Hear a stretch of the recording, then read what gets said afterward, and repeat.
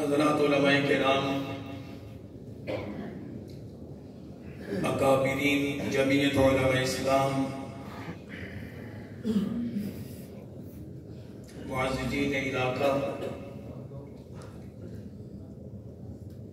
بزرگان محترم اور نوجوان ساتھیوں، جناب رسول اللہ صلی اللہ علیہ وسلم کا ایک ارشاد گرامی ہے کہ جب کچھ لوگ اللہ کے دین کی نسبت سے کسی مجلس میں جمع ہو جاتے ہیں تو اللہ رب العزت اس مجلس میں شرکت کرنے والوں کی مجلس ختم ہونے سے پہلے مغفرت فرما دیتے ہیں۔ سیرت طیبہ کے مبارک عنوان پر مسجد کے بابرکت ماحول میں آج کا یہ پروگرام، ہماری اس میں شرکت باعث سعادت ہے۔ اللہ تعالیٰ سے دعا ہے کہ اللہ ہم سب کی یہاں حاضری کو قبول فرمائے، اور جو کچھ یہاں علماء کرام نے فرمایا ہے، جو کچھ ہم نے سنا ہے، اللہ تعالیٰ ہمیں اس پر عمل کی توفیق عطا فرمائے۔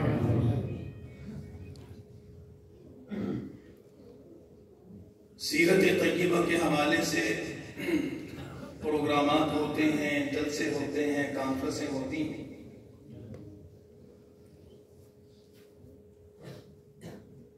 لیکن بنیادی طور پر یہ بات سمجھنے کی ہے کہ سیرت طیبہ سننے کی، بولنے کی یا منانے کی چیز نہیں ہے، بلکہ سیرت طیبہ در حقیقت اپنانے کی چیز ہے۔ یعنی ہم اس پر بات کریں، یہ سعادت ہے۔ سیرت طیبہ پر نعت سنیں، بیان سنیں، یہ سعادت ہے۔ سیرت طیبہ کے حوالے سے کتاب لکھی جائے، پڑھی جائے، سنی جائے، سعادت ہے۔ لیکن حقیقی سعادت یہی ہے کہ جو سن لیا اس پر عمل کی صورت بنائے۔ اور ہمارے اکابر کے نزدیک جیسے اللہ کا ذکر عبادت ہے، نماز عبادت ہے، روزہ عبادت ہے، زکوٰۃ عبادت ہے، حج عبادت ہے، جہاد اور قتال عبادت ہے، اسی طرح جناب رسول اللہ صلی اللہ علیہ وسلم کا ذکر خیر بھی عبادت ہے۔ اللہ کے نبی کے ذکر کو جس مقام اور جس مجلس میں کیا جاتا ہے، اللہ کی برکتیں وہاں نازل ہوتی ہیں۔ اور اس سے آگے بڑھ کر حکیم الامت حضرت مولانا اشرف علی تھانوی رحمۃ اللہ علیہ تو یہ فرماتے ہیں کہ ذکر نبی سے صرف برکتیں اور رحمتیں نہیں آتی، مصیبتیں، پریشانیاں اور تکلیفیں اور بلائیں بھی دور ہو جاتی ہیں۔ انہوں نے اپنا مشاہدہ لکھا ہے کہ ہندوستان کے شہر تھانہ بھون میں کسی زمانے میں طاعون کا مرض آ گیا تھا۔ طاعون ایک مہلک بیماری تھی، اب جس علاقے میں پھیل جاتی تھی بندے مرنا شروع ہو جاتے، جیسے ہمارے ہاں ابھی کچھ عرصہ پہلے کورونا کا مرض آیا۔ تو وہ فرماتے ہیں کہ طاعون کے مرض کی وجہ سے تھانہ بھون میں روزانہ کئی ہلاکتیں ہوتی ہیں، لیکن اللہ نے مجھے مشاہدہ کروایا کہ میں اس زمانے میں جناب رسول اللہ صلی اللہ علیہ وسلم کی سیرت طیبہ پر اپنی کتاب لکھ رہا تھا۔ اللہ نے مجھے یہ مشاہدہ کروایا کہ جس دن میں چند سطریں بھی سیرت طیبہ پر لکھ دیتا تھا، شام پڑ جاتی تھی، شہر سے طاعون کی وجہ سے مرنے کی خبر نہیں آتی کہ نبی کریم کی سیرت مطہرہ کے ذکر سے، اس کے چند سطریں لکھنے سے اللہ کی یہ رحمت ہے۔ تو اگر ہم اس سیرت کو اپنا لیں گے، اختیار کر لیں گے، عملی زندگی کا حصہ بنا لیں گے تو پھر ہمارے پر اللہ کی نظر کرم کا کیا عالم ہوگا؟ تو ہم تو اس کو عبادت سمجھتے ہیں، یعنی سیرت کو سننا بھی عبادت، سیرت کو سننا بھی عبادت، بولنا بھی عبادت، لکھنا اور پڑھنا بھی عبادت، اور اصل میں اس کو اختیار کرنا عبادت ہے۔ تو جناب رسول اللہ صلی اللہ علیہ وسلم کا ذکر خیر ہو تو یہ تو قرآن کہتا ہے وَرَفَعْنَا لَكَ ذِكْرَكَ، ہم نے آپ کے لیے آپ کے ذکر کو بلند کر دیا۔ جناب رسول اللہ نے جبرائیل امین سے پوچھا کہ اس آیت کا مطلب کیا ہے، تو انہوں نے فرمایا یا رسول اللہ اس آیت کا مطلب یہ ہے کہ آج کے بعد کائنات میں جہاں اللہ کا نام لیا جائے گا وہاں آپ کا بھی نام لیا جائے گا۔ اور علماء کرام یہ بات فرماتے ہیں کہ وَرَفَعْنَا لَكَ ذِكْرَكَ عربی زبان کی خصوصیات میں سے ایک بات یہ بھی ہے کہ اس کے لفظی کلام میں اور اس کے معنی اور مفہوم میں مناسبت ہوتی ہے۔ وَرَفَعْنَا میں الف کھڑا نظر آتا، الف کی جو تحریر ہے جب اس لفظ کو لکھا جاتا ہے تو ایسے لکھا جاتا ہے کھڑا کر کے۔ یہ ایک ایسا لفظ ہے جو سر اٹھا کر بلندی کی طرف کھڑا ہے، اور یہ لفظ رسول اللہ کی بلندی اور مقام اور مرتبے کو بیان کر رہا ہے، اور آپ کے مقام اور مرتبے کو کیسا بلند کرتا ہے کہ وَرَفَعْنَا میں آسمان کی بلندیاں ختم ہو جاتی ہیں لیکن رسول اللہ کا مقام اور مرتبہ ختم نہیں ہوتا۔ ایسا نبی جس کو اللہ نے اپنا محبوب بنا کر اس دنیا میں بھیجا، جس کو اپنا حبیب قرار دیا، جس کو نبیوں کا سردار بنایا، جس کو تمام انبیاء کا امام بنایا، جس کو نبیوں کی جماعت کا آخری نبی بنایا، خاتم النبیین کے لقب اور اعزاز سے نوازا، جس نبی کو اللہ نے اپنی سب سے عمدہ بہترین کتاب قرآن عطا کی، جس نبی کی نبوت کو قیامت تک کے انسانوں کے لیے معیار اور آئیڈیل قرار دیا،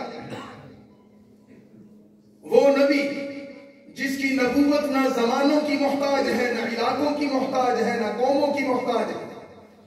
یا ایھا الناس انی رسول اللہ الیکم جمیعا، کہ میں دنیا کے تمام انسانوں کا نبی بن کر آیا ہوں، وہ کسی زمانے کے انسان ہوں، کسی علاقے کے انسان ہوں، کسی قوم سے تعلق رکھنے والے انسان ہوں، کسی خطے میں بسنے والے انسان ہوں، میری نبوت میری تعلیمات دنیا کے ہر انسان کے لیے معیار اور آئیڈیل ہے۔ یہ قرآن آپ کی سیرت کو بیان کر رہا ہے۔ اس وجہ سے ہم یہ سمجھ سکتے ہیں کہ نبی کی سیرت کوئی افسانہ نہیں ہے، نبی کی سیرت کوئی افسانہ نہیں کسی افسانہ نگار نے اس کو لکھ دیا ہو، نبی کی سیرت کوئی کہانی نہیں جس کو کسی کہانی ساز نے گھڑ لیا ہو، نبی کی سیرت کوئی داستان نہیں کسی داستان گو نے اس کو بیان کر دیا ہو، بلکہ نبی کی سیرت اس کا بنیادی ماخذ اور مرجع اللہ کا قرآن ہے، لانے والا جبرائیل اور بھیجنے والی خود اللہ کی ذات ہے۔ تو پھر بتائیے جب اتنی اہمیت اور فضیلت اور اتنا شرف حاصل ہو تو کیا ہمارے لیے اس میں اپنانے کی چیز نہیں ہوگی؟ میں سمجھانا یہ چاہ رہا ہوں، یہ صرف سننے بیان کرنے واہ واہ کرنے کی چیز نہیں، منانے کی چیز نہیں، ہم غلط راستوں پر چلے گئے ہیں، یہ اپنانے اور اختیار کرنے اور عمل کرنے کی چیز۔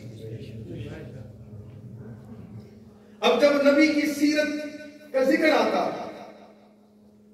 اور اس نبی کی سیرت طیبہ کو لینے کے لیے، سننے اور سمجھنے اور اپنانے کے لیے جب ہم رجوع کرتے ہیں تو کبھی ہمارے سامنے ایک خطیب کھڑا ہوتا، کبھی ہمارے سامنے ایک واعظ خطیب کھڑا ہوتا، کبھی ہمارے سامنے ایک مبلغ اور داعی کھڑا ہوتا، کبھی ہمارے سامنے ایک مصنف اور ایک مقرر کھڑا ہوتا، کبھی ہمارے سامنے کوئی نثر کی صورت میں بیان کرتا، کوئی نظم کی صورت میں بیان کرتا، کوئی شعر و شاعری کی صورت میں بیان کرتا، لیکن یہ تمام کے تمام انسان خود نبی کی سیرت کے محتاج ہیں اور اس کے ناقل ہیں۔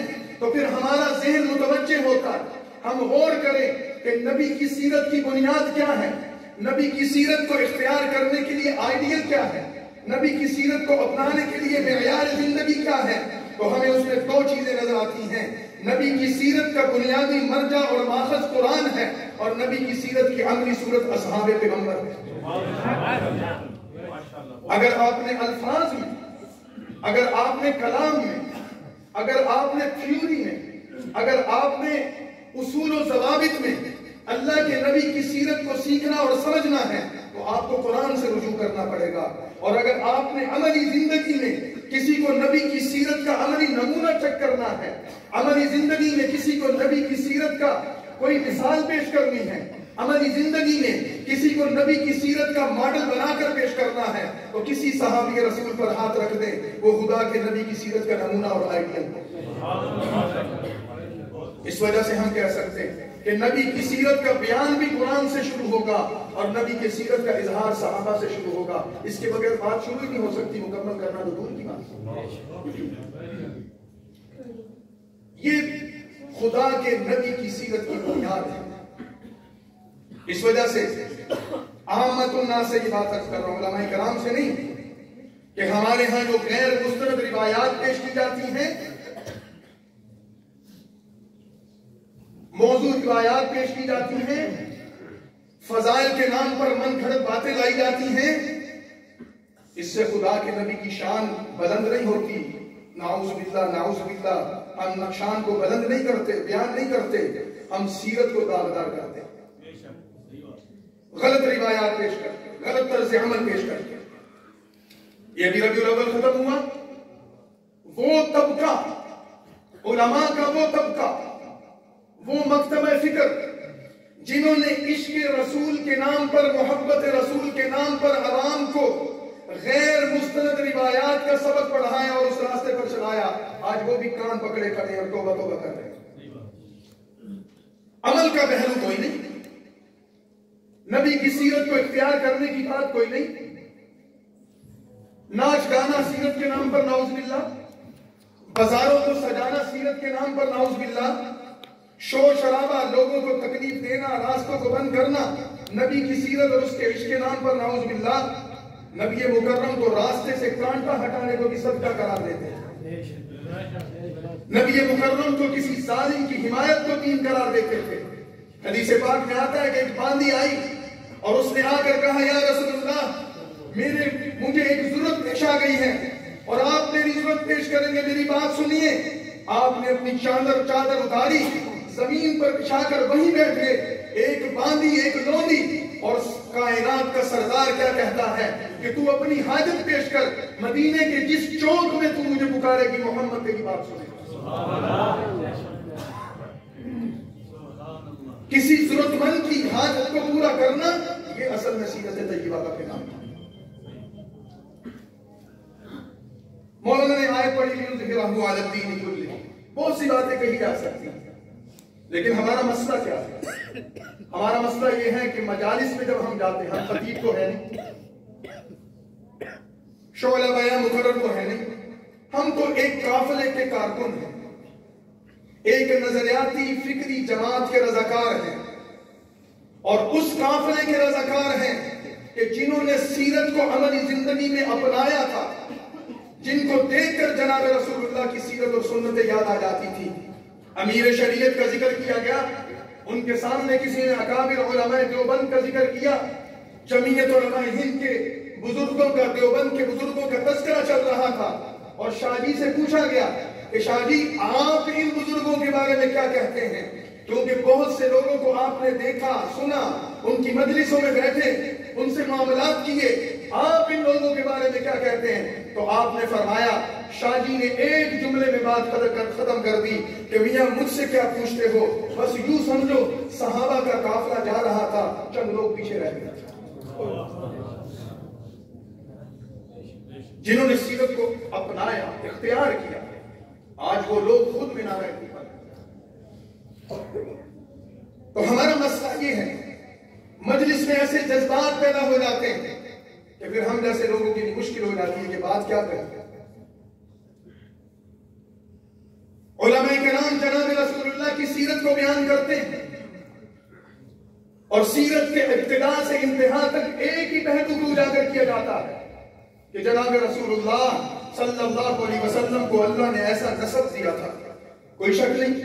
جناب رسول اللہ کو اللہ نے ایسا جمال دیا تھا، کوئی شک نہیں۔ آپ کا چہرہ ایسا تھا، آپ کی زلفیں ایسی تھیں، آپ کا قد مبارک ایسا تھا، آپ کی پیشانی ایسی چمکتی ہوئی تھی، آپ کا تبسم ایسا خوبصورت تھا، آپ کا طرز تکلم ایسا دل نشین تھا، آپ کی آنکھوں کی رعنائیاں ایسی تھیں، آپ کی زلفوں کی رعنائیاں ایسی تھیں، آپ کی چال مبارک کا طرز ایسا تھا، آپ ایسی متانت سے بولتے، وقار سے چلتے، لوگوں سے کیسے محبت سے پیش آتے۔ رسول اللہ صلی اللہ علیہ وسلم کے جسم مبارک کے ایک ایک حصے کو بیان کرتے کرتے کتابیں مرتب ہو گئیں، تقریریں ہو گئیں اور نقل در نقل وہی چیزیں چلتی چلی گئیں۔ لیکن میرے بھائیوں، نقل کا کوئی حقیقت نہیں ہوتی۔ ساری تقریروں کو، سارے مصنفوں کو، ساری کتابوں کو، سارے مبلغین کی دعوت اور سارے واعظین کے وعظوں کو تم اکٹھا کر لو، روئے زمین کے سارے الفاظ کا اکٹھے کر لو، تم سیدنا حسان ابن ثابت کی ایک رباعی پر ان کو قربان کر دو، پھر بھی تم اس کا حساب برابر نہیں کر سکتے۔ وَأَحْسَنَ مِنْكَ لَمْ تَرَ قَطُّ عَيْنِي وَأَجْمَلَ مِنْكَ لَمْ تَلِدِ النِّسَاءُ خُلِقْتَ مُبَرَّأً مِنْ كُلِّ عَيْبٍ كَأَنَّكَ قَدْ خُلِقْتَ كَمَا تَشَاءُ۔ سارے مقرر سیدنا حسان کے قدموں پر قربان، سارے خطیب سیدنا حسان کے قدموں پر قربان، سارے مصنفوں کی کتابیں سیدنا حسان کے قدموں پہ قربان۔ کیوں؟ کیونکہ وہ صحابی رسول ہے، سیرت کا عملی نمونہ، جن کو رسول اللہ صلی اللہ علیہ وسلم نے اپنی ممبر پر بٹھایا، خود زمین پر بیٹھے اور کہا کہ حسان میری سیرت بیان کر۔ اور جب سیدنا حسان نے رسول اللہ صلی اللہ علیہ وسلم کی شان بیان کرنی شروع کی تو لسان نبوت سے کیا نکلا؟ اللہم ایدہ بروح القدس، اے اللہ جبرائیل امین کے ذریعے اس کی مدد فرما۔ رسول اللہ صلی اللہ علیہ وسلم کی سیرت طیبہ کے حسن و جمال سے آگے بڑھ کر لوگوں کو سمجھانے کی ضرورت ہے۔ آپ کا چہرہ اقدس ایسا تھا، آپ کا چہرہ انور ایسا تھا، اس میں ہمارے لیے عمل کی چیز کون سی؟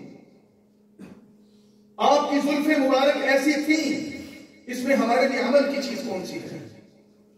آپ کا قد مبارک اتنا تھا، آپ کی چال مبارک ایسی تھی، آپ کا گفتار، آپ کا تکلم ایسا تھا، آپ کی رنگت ایسی تھی، آپ کے رخسار ایسے تھے، آپ کی آنکھیں ایسی تھیں، سینہ مبارک اتنا چوڑا تھا، جسم مبارک کے ایک ایک حصے کی حسن اور خوبصورتی کو بیان کرتے ہو، عمل کی اس میں کیا چیز ہے؟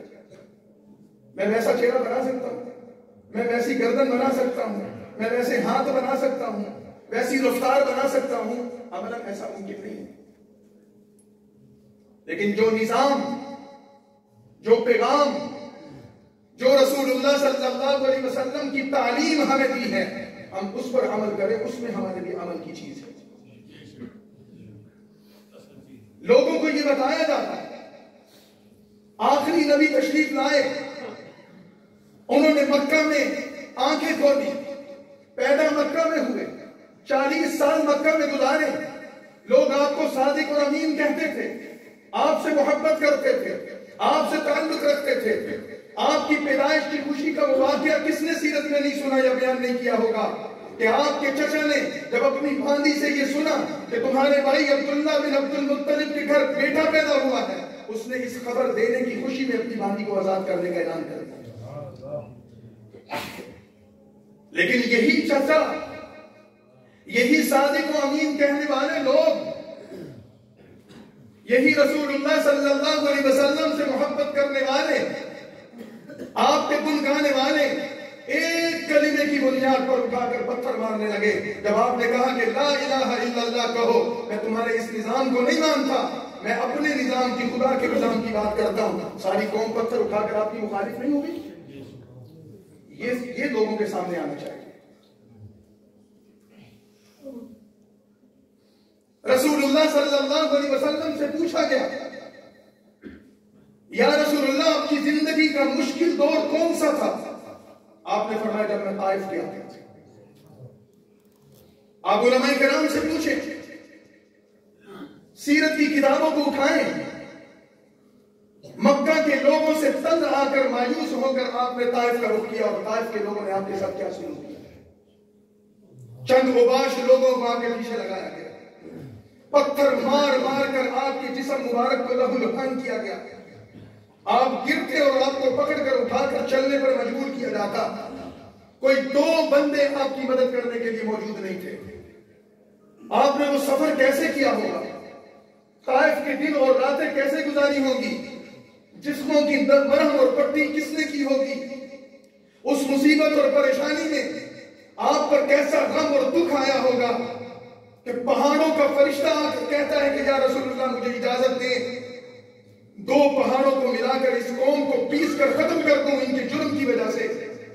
نبی مکرم کو تکلیف دینے والے، غم اور مصیبت دینے والے، پریشانی میں مبتلا کرنے والے، میرے بھائیوں جس نبی کی سیرت کے نام پر آپ جمع ہیں، پوچھو تو صحیح کہ وہ نبی طائف کرنے کیا گئے تھے، مقصد کیا تھا، اس پر تو غور کرو۔ اگر اپنے حسن کے تذکرے کروانے تھے تو وہ تو مکہ میں پہلے سے موجود تھے۔ آپ کو یہ کانٹوں والا راستہ اختیار کرنے کی ضرورت ہی کیا تھی؟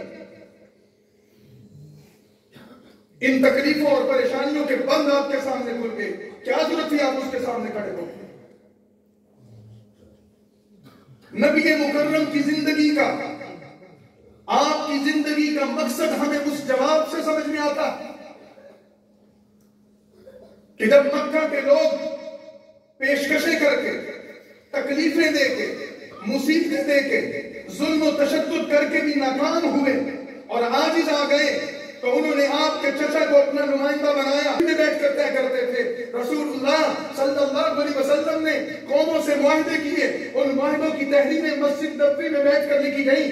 یہ ساری سیرت لوگوں کے سامنے بیان کر کے داد وصول کرتے ہو، اور جب ہم آ کر کہتے ہیں مولانا اس مسجد کو آپ بھی سیرت طیبہ پر چل کر سیاست کا، اقتدار کا، عدالت کا، معیشت اور معاشرت کا مرکز بنائیں، تو آپ کہتے ہیں کہ مولانا معذرت میں سیاسی مولوی نہیں، یا سیرت کو بیان کرنا چھوڑ دو یا پھر درست راستے پر چلو، دوہرا معیار چھوڑنا پڑے گا، لوگوں کو صحیح بات بتانی پڑے گی، فضائل سے نکل کر عمل کی طرف آنا ہوگا، سیرت کی لفاظی سے نکل کر اس کو اختیار کرنے کی طرف آنا ہوگا،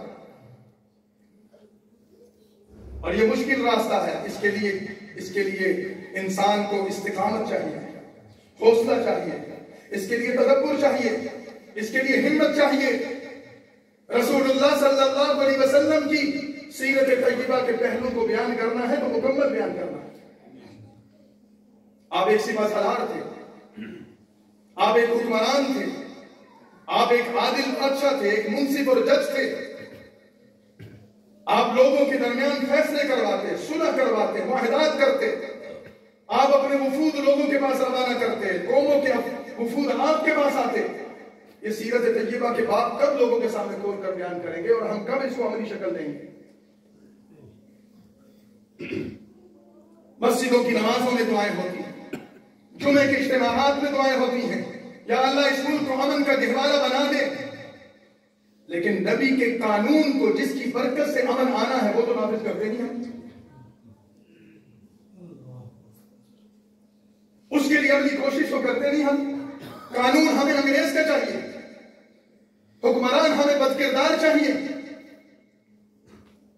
ریاست اور اقتدار کے معاملات کے لیے ہم ان جماعتوں کو ووٹ دیتے ہیں جن کے رہنما چور ہیں، اچکے ہیں، وڈیرے ہیں، جاگیردار ہیں، جنہوں نے ہماری نسلوں کو غلام بنا رکھا ہے۔ ہم خود ووٹ دے کر ان کو دعوت دیتے ہیں تم اپنی غلامی کی زنجیریں ہمارے بچوں کے گلوں میں بھی ڈالو، تو پھر کہتے ہیں کہ ملک نہیں بدل رہا، نظام نہیں بدل رہا، حضرت حالات بڑے خراب ہو گئے ہیں، ساری زندگی دعائیں کرتے رہو یہ حالات ٹھیک نہیں ہو سکتے۔ جب تک عمل کے راستے پہ. میں پھر آپ کے سامنے سوال رکھ رہا ہوں، اگر محض دعاؤں سے حالات ٹھیک ہونے ہوتے، اللہ کے نبی طائف میں پتھر کیوں کھا رہے تھے؟ اللہ کے نبی نے مکے کی وادیوں میں پتھر کیوں کھائے؟ نبی کے ساتھیوں پر پتھر برسائے گئے. اصحاب پیغمبر کی سیرت اٹھا کر دیکھو. آج جس ملک میں ہم رہ رہے ہیں، جن کو ووٹ دے کر ہم ایوان میں، اقتدار کے ایوانوں میں بھیجتے ہیں، وہ لوگ اصحاب پیغمبر کی عزت و عظمت کے، عزت و حرمت کے قانون کے راستے میں رکاوٹ بن گئے. کیا ہم سے نہیں پوچھا جائے گا؟ ہم ناموس رسالت کی بات کرتے ہیں، ہم عقیدہ ختم نبوت کے تحفظ کی بات کرتے ہیں، ہم عظمت صحابہ اہل بیت اطہار کی عزت و ناموس کی بات کرتے ہیں، لیکن ووٹ ہم ان کے دشمنوں کو دیتے ہیں. کیا نبی ہمارا گریبان نہیں پکڑیں گے؟ کیا نبی کے صحابہ ہمارا گریبان نہیں پکڑیں گے؟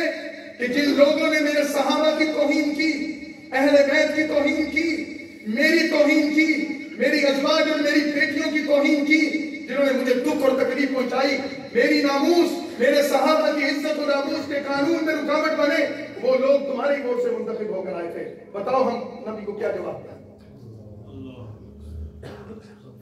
عمل کی طرف آنا ہوگا میرے بھائیوں، عمل کی طرف. دوہری زندگی کو چھوڑنا ہوگا. ہمارا مسئلہ یہ ہے، ہم جلسہ سنیں گے، جائیں گے، واہ واہ کریں گے، حافظ منیر صاحب کے پیچھے وہ 50 بندے گئے، لیکن ابھی عمر کے قانون اور عمر کے نظام کی بات کرو. آؤ ہم آپ سے وعدہ کرتے ہیں کہ ہم پاکستان کے ایوانوں میں جا کر جناب عمر کا نظام نافذ کریں گے. کتنے لوگ ہمیں ووٹ دیں گے؟ عمر کے نعرے تو لگا دیے، جناب عمر کے تذکروں پر ہم نے کھڑے ہو کر داد بھی دے دی، نقد پیسے نکال کر دے دیے، اور جب ہم جناب عمر کے نظام کی بات کرتے ہیں تو آپ میں سے کئی لا کر تبصرہ کریں گے سیاسی مولوی تکلیف جا رہا تھا.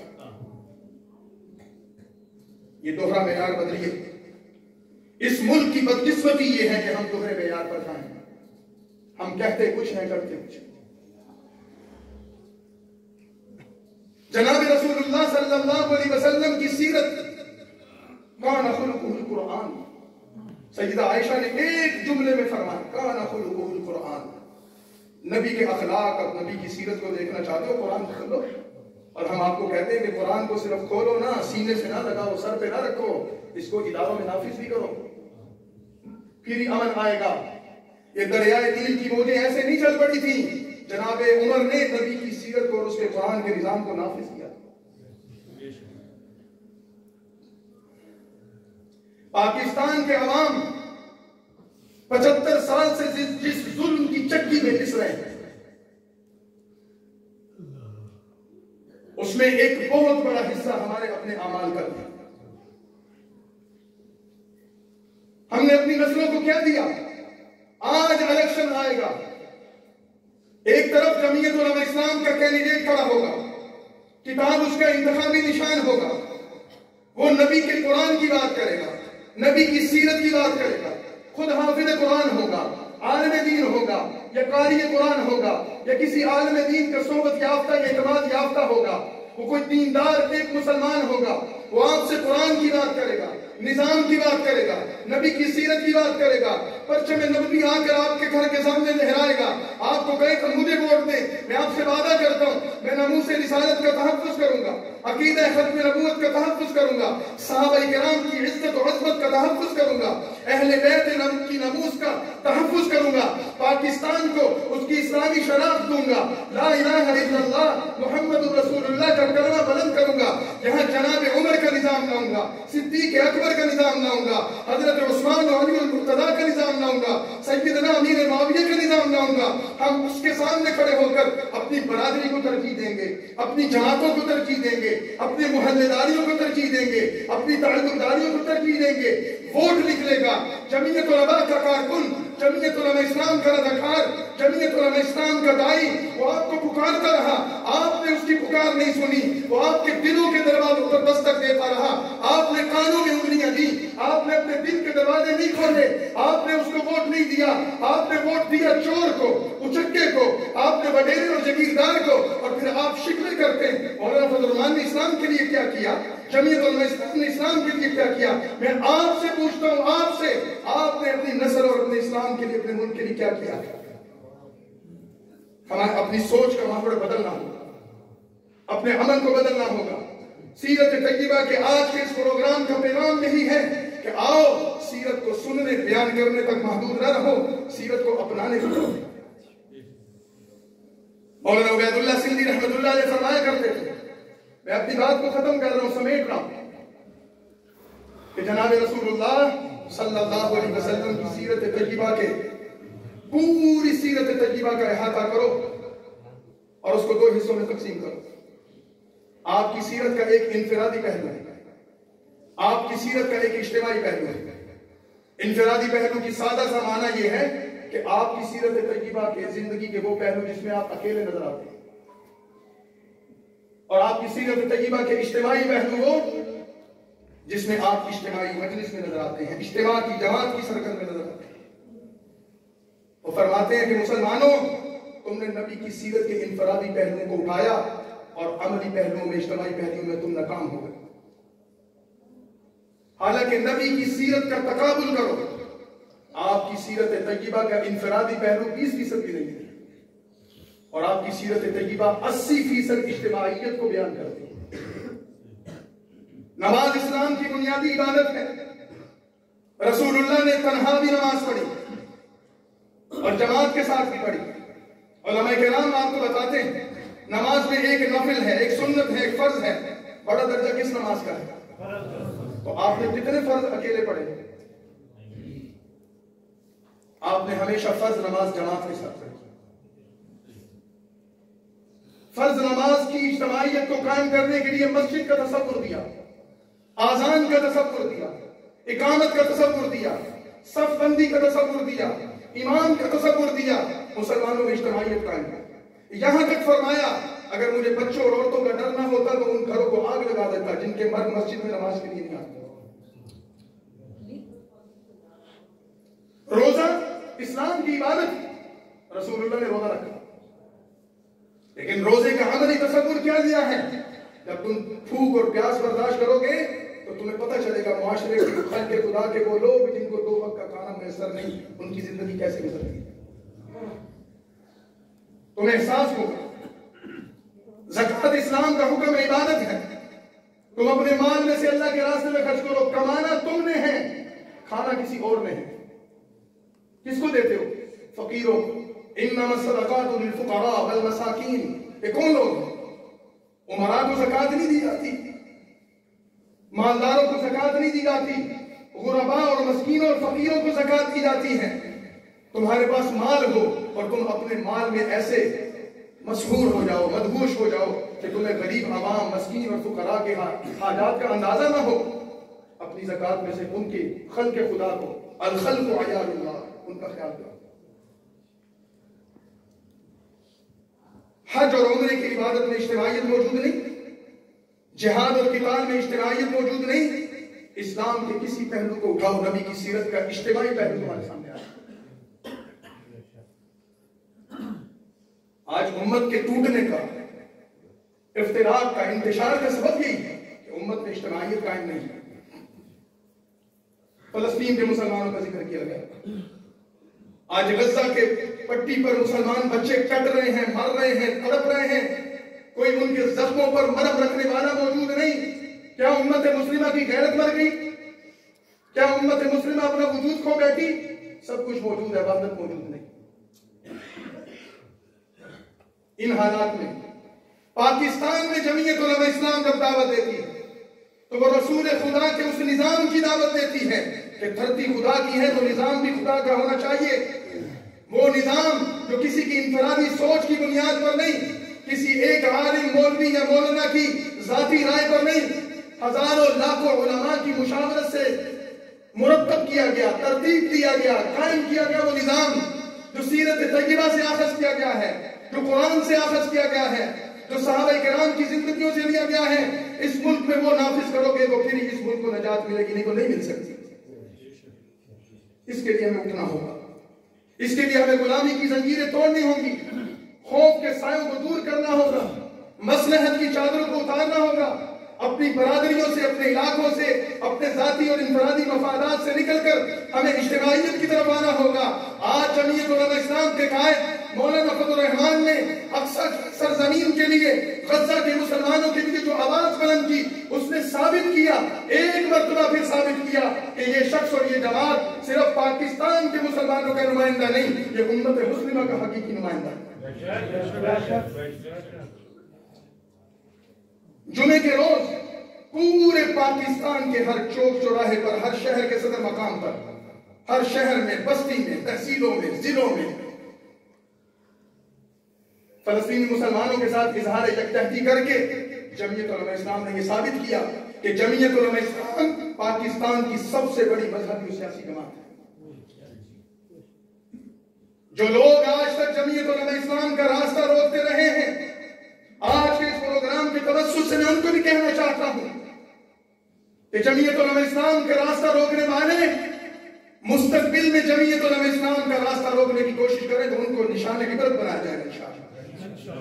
ہم پوری طاقت سے، پوری قوت سے، پورے عزم اور حوصلے سے میدان میں نکلے ہیں۔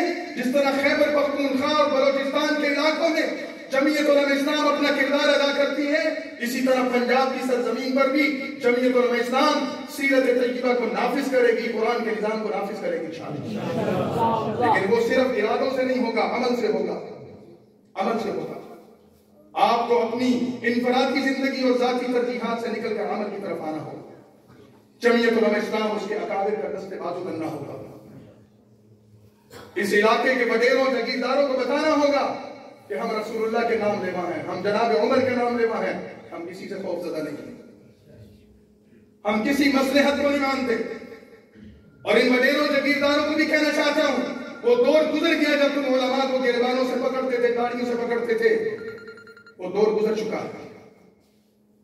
کسی عالم دین کو پکڑنا، کسی مسجد کو بند کرنا، کسی مدرسے کو دھمکی دینا، کسی طالب علم کی طرف نگاہ اٹھانا، ہم تمہاری آنکھیں بھی نکال دیں گے، تمہارے ہاتھ بھی توڑ دیں گے انشاءاللہ۔ ہم کمزور نہیں ہیں۔ وقت گزر گیا جب علماء کو جیلوں میں ٹھونسا جاتا تھا، ان پر پرچے ڈالے جاتے تھے، ان پر FIR کٹتی تھی۔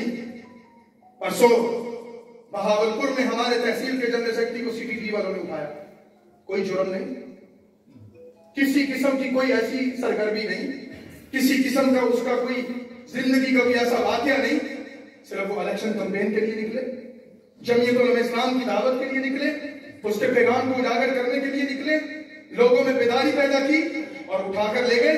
انہوں نے کہا کہ ہم 12 گھنٹے تمہیں دیتے ہیں، اگر 12 گھنٹوں میں تم نے ان کو دستیاب نہ کیا اور جمعیت علماء کے اس ورکر کو اپنے گھر نہ پہنچایا تو اس پورے شہر کو انشاءاللہ جام کر دیں گے۔ 12 گھنٹے نہیں گزرے، جمعیت علماء کا ساتھی گھر میں تھا۔ ہم کسی مصلحت کا شکار ہونے کے لیے تیار نہیں۔ جمعیت علماء اسلام کا کوئی رضاکار، کوئی دینی کارکن، دین اور محبت سے تعلق رکھنے والا، وہ اپنے آپ کو لاوارث نہ سمجھے، جو ہاتھ اس کی طرف بڑھے گا انشاءاللہ توڑ دیں گے۔ یہ ملک ہمارا ہے، ہمارے اکابر نے یہ ملک بنایا تھا، اس کے مالک اور وارث ہم ہیں، کوئی اس ملک کا وارث نہیں، یہ تمہارے باپ کی جاگیر نہیں۔ اسلام کے نام پر بننے والے ملک میں ہمارے بزرگوں نے قربانیاں دی تھیں، اس ملک کا ماضی بھی ہم ہیں، اس ملک کا حال بھی ہم ہیں اور اس ملک کا انشاءاللہ مستقبل بھی ہم ہیں۔ آج پاکستان کی سیاسی تاریخ کا، آج پاکستان کے مذہبی ماحول کا کوئی فیصلہ جمعیت علماء اسلام اور اس کے قائد کے بغیر نہیں ہو سکتا۔ کوئی سیاسی جماعت، کوئی مذہبی جماعت، کوئی مذہبی اور سیاسی معاملہ مولانا فضل الرحمان کی مرضی کے بغیر نہیں ہو سکتا۔ یہ طاقت، یہ عزت دیندار لوگوں کو، آپ کو ملی، آپ کی داڑھی کو، آپ کی پگڑی کو، آپ کی مسجد کو، آپ کے مدرسے کو، آپ کی چٹائیوں کو ملی ہے۔ اس عزت کی حفاظت کرنا اور لاج رکھنا آپ کی ذمہ داری ہے۔ نام سیرت طیبہ کا ہو، نعرے صدیق اکبر اور فاروق اور حضرت عثمان و علی کے ہوں، اور ہمارے مفادات اور ہمارا ووٹ چوروں اور چکوں اور ڈاکوؤں کا ہو، تو پھر بتائیے کہ آپ نے صدیق اکبر اور عمر فاروق کے نظام کے ساتھ کھڑا ہونا کہ نہیں ہونا؟ کھڑا ہونے کے نہیں ہونا؟ سیرت طیبہ کے ساتھ کھڑے ہونے کے نہیں ہونا؟